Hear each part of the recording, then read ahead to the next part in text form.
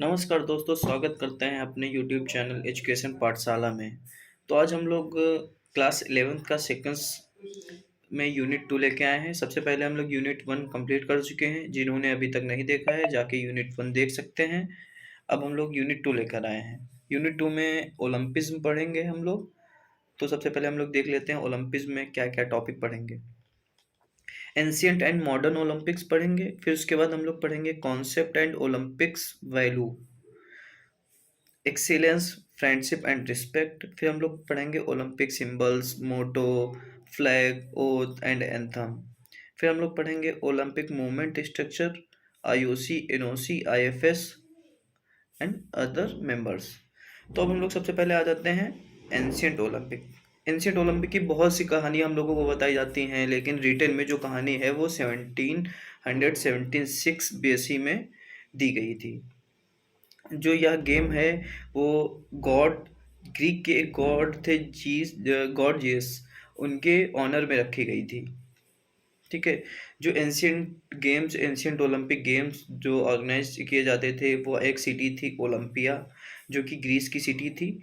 Ancient Olympic खेल Greece के God जीस के ऑनर में ऑर्गेनाइज किया गया था। ठीक है। फिर इसके बाद इसमें केवल यही था कि इसमें ग्रीस के लोग ही पार्टिसिपेट कर सकते हैं और कोई बाहर का पार्टिसिपेट नहीं कर सकता है। इसमें कौन कौन से गेम खेले जाते थे? इसमें 100 metre, 100 yard, 200 yard, 300 yard running, wrestling, boxing, घुड़सवारी, जेवलिन थ्रो एटसेट्रा, ये सारे गेम खेले जाते थे। इसमें क्या था कि विजेताओं को जो है वो क्राउन पहनाकर सम्मानित करते थे। कोई मेडल नहीं था, कोई कुछ नहीं था, केवल क्राउन उनको पहना दिया जाता था। ये इसमें केवल ग्रीस के लोग ही पार्टिसिपेट कर सकते थे जो कि फिजिकल फिट हों, गुलाम और क्रिमिनल नहीं होने चाहिए। अगर जो गुलाम और क्रिमिनल हुए तो वो लोग नहीं खेल सकते हैं। इसमें फिजिकल फिट होने चाहिए और यह केवल नए लोगों के लिए था कि नए खिलाड़ी जो हैं उनका प्रोत्साहन के लिए था। जो एक्सपीरियंस है उनको वो भी नहीं खेल सकते थे। इसमें महिलाएं भी पार्टिसिपेट नहीं कर सकती थी। यह केवल नए खिलाड़ियों के लिए था। इसमें क्या रहता था, जब ओपनिंग सेरेमनी होती थी तो वहाँ पे सभी प्लेयर्स को लाके खड़ा कर दिया जाता था। तो वहाँ पे जो स्पेक्टेटर्स होते थे, स्पेक्टेटर्स किसी को भी बोल सक देते थे कि ये नहीं खेलेगा, तो वो नहीं खेलता था। फिर अगर जो किसी का ऑब्जेक्शन होता था इस खिलाड़ी से उस खिलाड़ी से, तो वो लोग नहीं खेलते थे, उनकी सारी मेहनत बेकार चली जाती थी। यह जो खेल था एंशियंट ओलंपिक गेम्स, जो ये थे ये 5 डेज के लिए खेले जाते थे। ठीक, जो कि एथेंस ग्रीस में ओलंपिया में खेले जाते थे। ठीक है। फिर हम लोग आ जाते हैं मॉडर्न ओलंपिक में। फिर यह जो एंशियंट ओलंपिक गेम्स जो होते थे यह रोम के साथ लड़ाई होने पे वहाँ पे बंद कर दिए गए। लेकिन अब क्या है, आप गेम तो बंद कर सकते हो लेकिन लोगों के अंदर की फीलिंग्स कैसे आप बंद कर सकते हो? वो तो पॉसिबल नहीं है। फिर धीरे धीरे धीरे धीरे या फिर से स्टार्ट हुआ।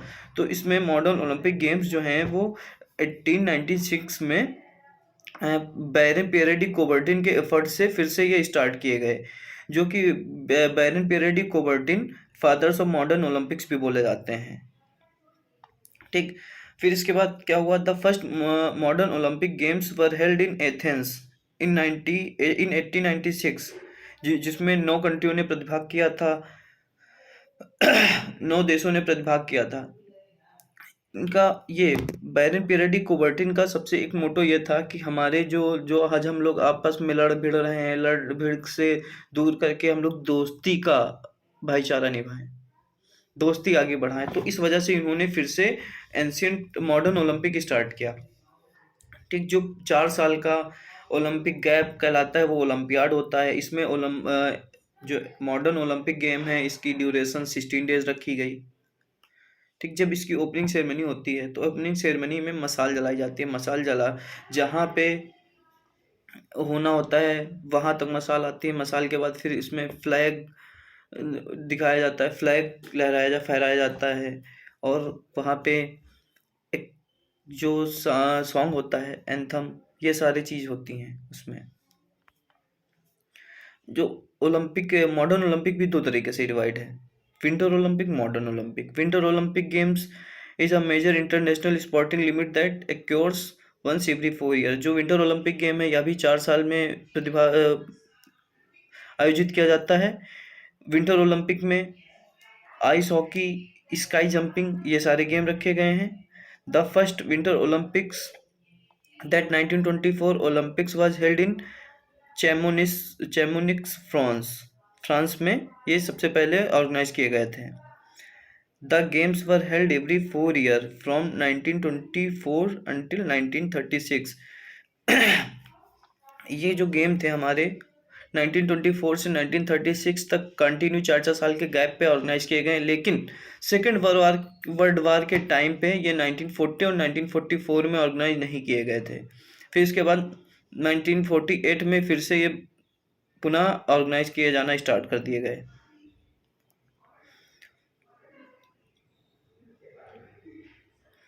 ये जैसा कि आप लोग देख सकते हैं, आइस हॉकी और स्काई जंपिंग और summer Olympic game. Summer Olympic games और the games of Olympiad first held in 1896 is an international multi sport event that hosted by different city every 4 year. जो कि ये हर 4 साल में डिफरेंट सिटीज़ में डिफरेंट सिटीज़ में ऑर्गेनाइज किया जाता है, हेल्ड किया जाता है। इसमें क्या होता है, जब आप जैसे क्लोजिंग सेरेमनी जब होती है, क्लोजिंग सेरेमनी के टाइम पे क्या वो फ्लैग नीचे उतारा जाता है, मसाल को बुझा दिया जाता है। जो वहाँ के प्रेसिडेंट हुए, प्राइम मिनिस्टर हुए, वो आके मेडल से सम्मानित करते हैं जो भी प्रतिभागी होते हैं, उनको थैंक यू बोलते हैं कि आप सभी ने बहुत अच्छा प्रतिभाग किया, बहुत अच्छा खेला। ये सारी चीज़ें रहती हैं। जो नेक्स्ट ईयर जहाँ पे ऑर्गेनाइज होने वाला होता है ओलंपिक गेम, वहाँ पे ये सारा सामान सौंप दिया जाता है। जैसे कि हो गया मसाल, हो गई फ्लैग, हो गया और भी जो सारा सामान रहता है वो नेक्स्ट जहाँ पे हेल्ड होना होता है वहाँ पे सौंप दिया जाता है। जो समर ओलंपिक गेम है वो लास्ट मतलब इसमें सबसे ज़्यादा अपने एशिया में टोक्यो में सबसे ज़्यादा बार होस्ट किया गया है। इसमें बहुत सारे गेम्स होते हैं। जो समर ओलंपिक में हो गया, running track and field event हो गए। ट्रैक एंड फील्ड में जितने भी इवेंट्स आते हैं लगभग सारे हो जाते हैं। स्विमिंग हो गया, जेवलिन थ्रो हो गया आपका, साइकिलिंग हो गया, ये तो ट्रैक एंड फील्ड में आ जाएंगे आपके। वेट लिफ्टिंग हो गया, रेसलिंग हो गया, ताइक्वांडो हो गया आपका, क्रिकेट नहीं है इसमें, शूटिंग हो गया, स्विमिंग हो गया, जिम्नास्टिक के इवेंट्स आ जाते हैं। बहुत सारे इवेंट्स होते हैं इसमें। फिर हम लोग ओलंपिक्स में आ जाते हैं। Olympics refers to philosophy of the Olympic games. It seems to create a way of life by blending sport with culture, education and international corporation. जो ओलंपिक गेम्स हैं वो एक अच्छी लाइफ, एक अच्छे स्पोर्ट्स कल्चर को डेवलप करते हैं। जहाँ पे भी स्पोर्ट्स कल्चर इतना ब्रॉड नहीं है वहाँ पे जा जाके ओलंपिक कमेटी, उसके अंदर जो कमेटी होती है, एनओसी हो गई, ये सारे हो गई, जहाँ जहाँ पे फैसिलिटीज़ नहीं होती हैं वहाँ पे वो लोग प्रोवाइड कराते हैं ओलंपिक गेम खेलने के लिए। The goal of Olympics is the place sport at the service of harmonious development of human kind with a view of promoting a peaceful society concerned with the preservation of human dignity। जो ओलंपिज्म का गोल है वो हमें game के through एक peaceful world को create करना। ये नहीं कि हर जगह शांति अशांति चल रही है, हर जगह शांति मतलब नॉर्मल लोग भाईचारे के तौर पे रहें, लोग दोस्ती की तरफ आगे ज़्यादा बढ़ें। ये नहीं कि आप हमसे लड़ रहे हैं, हम आपसे लड़ रहे हैं, ये सारी चीज़ें नहीं होनी चाहिए। तो फिर हम लोग आ जाते हैं वैल्यू ऑफ ओलंपिज्म। वैल्यू ऑफ ओलंपिज्म में सबसे पहले एक्सीलेंस, फ्रेंडशिप, रिस्पेक्ट।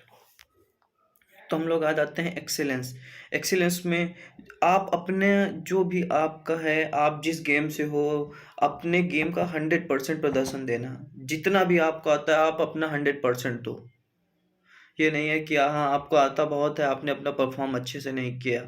कभी कभी हो जाता है, आपकी सिचुएशंस पे डिपेंड करता है, या आपकी इंजरी कहीं हो गई तब आप लोग अच्छा परफॉर्म नहीं कर पाते हो, नो डाउट, कोई उसमें कोई दिक्कत नहीं रहती है। फिर आपका है फ्रेंडशिप। आप जब कभी भी गेम खेलने जाते हो, आपके कोई टीम, दो अपोनेंट, एक आपका जो अपोनेंट होता है वो आपका दुश्मन नहीं है, अब उसको दुश्मन नहीं समझना है, वो फ्रेंड समझना है। जितने टाइम तक आप गेम खेल रहे हो तब तक वो आपका अपोनेंट है, वरना गेम खेलने के बाद आपका वो फ्रेंड ही है। हमेशा फ्रेंड्स, ये नहीं कि आप किसी गेम खेल रहे हो, गेम खेलने के बाद बीच में उसको मारने लगे, पीटने लगे, ये सारी चीज़ें नहीं होनी चाहिए। फिर आ जाता है रिस्पेक्ट। जो भी हैं खिलाड़ी हैं, जो भी हैं आपके सहयोगी हैं, साथ के हैं, जो भी आपके अपोनेंट टीम है, उसको हमेशा रिस्पेक्ट देना चाहिए। फिर आ जाता है ओलंपिक सिंबल्स। जो ओलंपिक सिंबल है वो ओलंपिक सिंबल पियरे डी कॉबर्टिन के द्वारा डिजाइन किया गया है, जो कि फादर ऑफ मॉडर्न ओलंपिक्स भी हैं। ठीक है, इसमें क्या है, सारे कॉन्टिनेंट को ये शो करते हैं, सारे कॉन्टिनेंट्स को। सबसे पहला जो है, जो सर्कल है, वो कॉन्टिनेंट को शो करते हैं। जो ये सर्कल सारे एक साथ मर्ज हो रहे हैं, ये फ्रेंडशिप को भी शो करते हैं कि हमारे सारे जो हैं कॉन्टिनेंटल जो हैं वो हमारे सारे फ्रेंड हैं, ये नहीं कि हमारे सारे दुश्मन हैं। ये नहीं, जो सबसे पहला ब्लू कलर का आता है वो यूरोप को डिफाइन करता है, ब्लैक कलर अफ्रीका को, रेड कलर अमेरिका को, येलो कलर एशिया को, ग्रीन कलर ऑस्ट्रेलिया को डिफाइन करता है। ठीक है, फिर इसके बाद हम लोग आ जाते हैं ओलंपिक मोटो पे। ओलंपिक मोटो क्या है? ओलंपिक मोटो जो है दिया गया है वो हेनरी डिडियन के द्वारा दिया गया था। ओलंपिक मोटो में सिटियस, अल्टियस, फोर्टियस और कम्युनिस। जो सिटियस है वो आपका faster, Altius higher, Fortius stronger, communist together. ये हमारा ओलंपिक मोटो है, मतलब फास्टर, हायर, स्ट्रोंगर, टुगेदर। हमें तेज चलना है, ऊंचाई तक जाना है, स्ट्रांग रहना है और साथ साथ सभी को साथ लेके चलना है, साथ रहना है सभी को। ये दोस्ती का प्रतीक है। जो टुगेदर है दोस्ती का प्रतीक है, हमें सभी को साथ में लेके चलना है। ये नहीं कि हम आगे चले जा रहे हैं, किसी को पीछे मुड़ के देख भी नहीं रहे, ये सारी चीज़ें नहीं होनी चाहिए। ओलंपिक फ्लैग, ये आप लोग ओलंपिक फ्लैग देख सकते हैं, ठीक, जो कि ओपनिंग सेरेमनी के टाइम पे फहराया जाता है, जिसमें कि ये सारे सर्कल्स होते हैं जो कि हमारे सारे कॉन्टिनेंट्स को शो करते हैं, सारे कॉन्टिनेंट्स को डिफाइन करते हैं। फिर आ जाती है ओलंपिक ओथ। जो ओलंपिक ओथ होती है, ओलंपिक से ओपनिंग सेरेमनी के टाइम पे ओलंपिक ओथ जो दी जाती है वो कि जो होस्ट कंट्री के एथलीट्स के द्वारा दी जाती है, जो कि he holds the corner of the flag of behalf of all competitors। जो सभी कॉम्पिटिटर्स के बिहाफ पे वहाँ के होस्ट कंट्री के प्लेयर ओथ लेते हैं। वी जो ओथ होती है वो, we swear that we shall take part in this Olympic games respecting and abiding by the rules which govern them in the true spirit of sportsmanship for the glory of sports and honor of our country। ठीक, ये हमारी oath हो गई। Oath के बाद हमारा आता है ओलंपिक एंथम। जो ओलंपिक एंथम है, created by Greek composer Spyros towards, written by the fellow countryman poet Kostis Palamas. The Olympic anthem is in fact the oldest property of modern game। The Olympic anthem lyrics penned by Palamas to accompany the music by Samaras create a bridge between the ancient and modern Olympic game। जो ये Olympic anthem है, इस ये Greek composer थे जो स्पाइरस हैं, स्पाइरस के द्वारा लिखा गया है, और जो पोएट हैं स्पाइरस के द्वारा कंपोज किया गया है। जो लिखा गया है वो एक पोएट हैं कोस्टिस, उनके द्वारा ये लिखा गया है। ठीक, फिर हम लोग आ जाते हैं ओलंपिक मूवमेंट पे। अब हम लोग का ओलंपिक मूवमेंट आ जाता है। The Olympic movement is composed of 3 main constituents. पहला आ जाता है international Olympic committee, international sports federation, national Olympic committees. ठीक है, तो हम लोग अब देखते हैं international Olympic committee.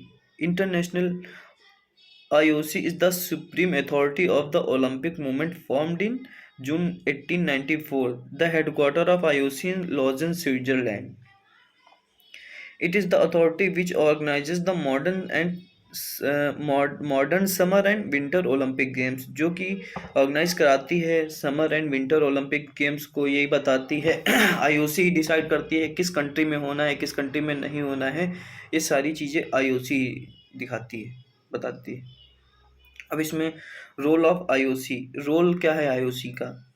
To encourage and support the promotion of ethics in sports as well as education of youth through sports. जो हमारे यूथ को है, यूथ को इंकरेज करती है स्पोर्ट्स और एजुकेशन के दोनों के माध्यम से।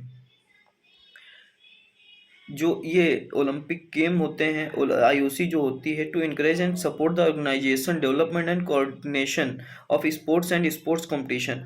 जो आईओसी होती है ये हमारे ऑर्गेनाइजेशन को डेवलपमेंट को कोऑर्डिनेट करती है, स्पोर्ट्स एंड स्पोर्ट्स कंपटीशन, जो हमारे स्पोर्ट्स हैं, जो खेल हैं उनको, तथा स्पोर्ट्स कॉम्पिटिशन्स को भी इंकरेज करती है।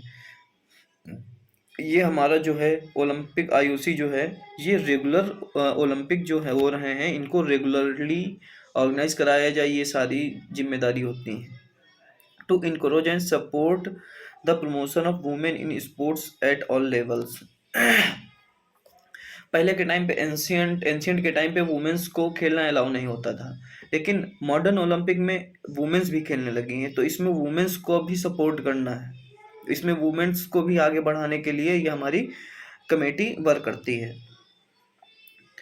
अब इसके बाद हम लोग की संस्था आ जाती है एक इंडियन ओलंपिक एसोसिएशन। जो इंडियन ओलंपिक एसोसिएशन है वो 1924 में सर दोराभाई जी टाटा, जो दोराभाई जी टाटा थे वो फर्स्ट प्रेसिडेंट थे, और जो सेक्रेटरी थे डीजी नॉर्मन, वो फर्स्ट सेक्रेटरी थे, तथा ये जीडी सोदी जो थे असिस्टेंट सेक्रेटरी थे। ये हमारे जीडी सोदी जो असिस्टेंट सेक्रेटरी थे। It is affiliated with IOC, जो हमारी संस्था थी आईओए, वो आईओसी से एफिलेटेड थी, तथा इसका हेडक्वार्टर न्यू दिल्ली में था। फंक्शन ऑफ आईओसी, आईओसी क्या करती है? जो भी हमारे देश के प्लेयर हैं, जो भी ओलंपिक खेलने के लिए जाते हैं, उनको एक अप्रूवल देती है। हमारे देश में ओलंपिक्स जो प्लेयर हैं उनको अप्रूवल देती है, बिना उसकी इजाज़त के, बिना उसके अप्रूवल के, आईओसी के अप्रूवल के कोई भी ओलंपिक गेम नहीं खेल सकता है। जिस भी खेल के आप हों उसको प्रमोट करती है, उसका पूरा हेड होता है, कोई भी गेम का हेड होता है आईओए। अपनी कंट्री में जितनी भी नेशनल बॉडीज़ होती हैं अपने इसमें, उसका भी हेड होता है, और आईओसी के अंदर में एक एनओसी चलाया जाता है, वो हेड होती है।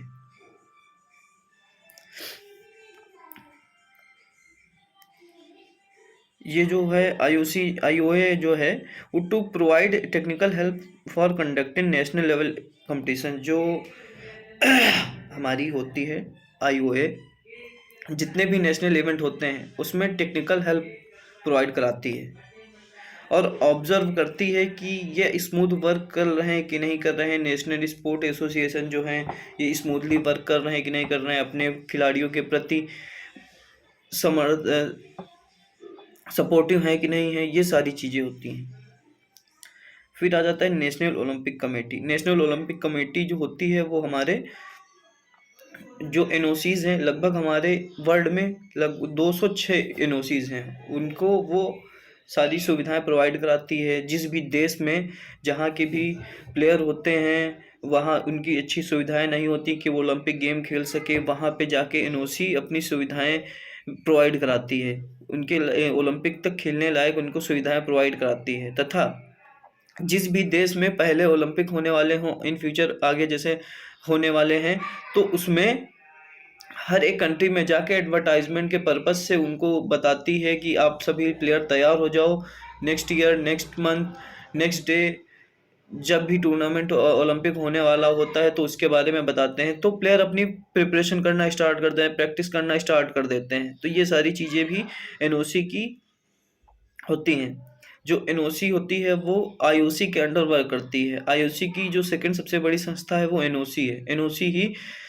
सभी ओलंपिक के जो इवेंट हैं कहाँ पे कंडक्ट होने हैं वो तो आईओसी डिसाइड करती है, लेकिन कैसे कंडक्ट करने हैं ये सारी एनओसी की जिम्मेदारी होती है। सब ऑर्गेनाइजेशन का ये सारी एनओसी जिम्मेदार रहती है। एनओसी लगभग हमारे पूरे वर्ल्ड में 206 एनओसीज हैं जिनको वो ये एनओसी हैंडल करती है। फिर आ जाती है हम लोगों की इंटरनेशनल स्पोर्ट्स फेडरेशन। जो इंटरनेशनल स्पोर्ट्स फेडरेशन होती है वो हर एक गेम को, जितने भी गेम होते हैं उनकी फेडरेशंस को, वर्ल्ड इंटरनेशनल लेवल पे फेडरेशन उसको हैंडल करती है।